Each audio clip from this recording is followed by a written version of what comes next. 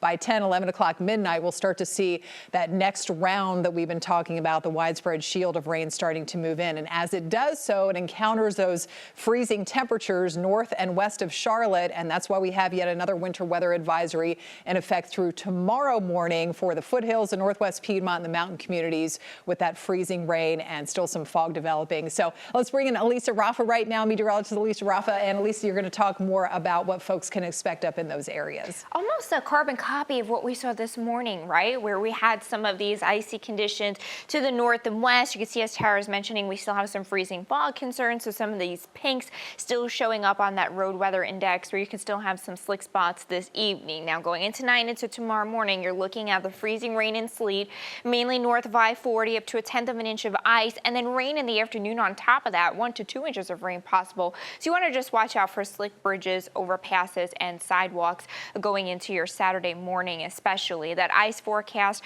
pretty much tucked up in that advisory area for the northern Piedmont, the mountains, the foothills, of about an icy glaze of about 1/10 of an inch. So pretty light, but enough to give you some slick conditions on the sidewalk. Icy to start in the morning and then wet in the afternoon. As you get in the car, if you have to run errands, just be careful. You're looking at some slick roads. You want to watch out for ice. Wipers on all day, a little bit of a washout of a day, and it's going to stay chilly, so you'll need some heated seats in the car as well. So a slick start in those higher elevations. Just be careful on those mountain roads. Then wet throughout the afternoon as that rain continues. Even as the ice kind of washes away with the rain, you're going to have, again, wet roads. You'll need wipers on, lights on throughout the afternoon, as things could get even slick with some of those wet roads out there, maybe even some locally heavy downpours as well, especially to the south and east. Now, Tara and I keep mentioning bridges. Why? Well, that cold air gets to wrap around the bridge without there being earth underneath it, right? So that will cool that piece of road faster than every other piece of road. So that's usually where you get that ice to form first, and you'll need to be careful and watch out for that going into tomorrow morning. Tara?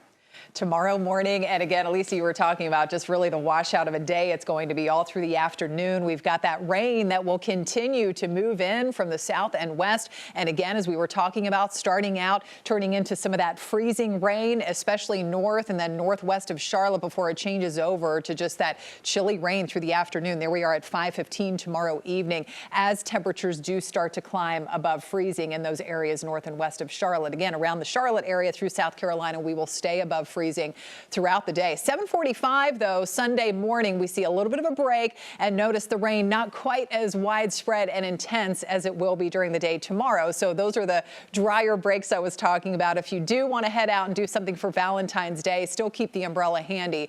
But yes, not as rainy as it will be tomorrow, just those lingering scattered showers with temperatures up to 46 degrees by the end of the day today, or rather on Sunday. 7-day forecast shows obviously a neighborhood weather alert day for tomorrow with that risk of freezing rain and fog to the north and west and up through the mountains. Rain all day, tapering off to those scattered showers on Sunday and Monday and Tuesday. It does not look much better, Paige. More often on periods of rain. Temperatures back in the 50s, though, by Tuesday.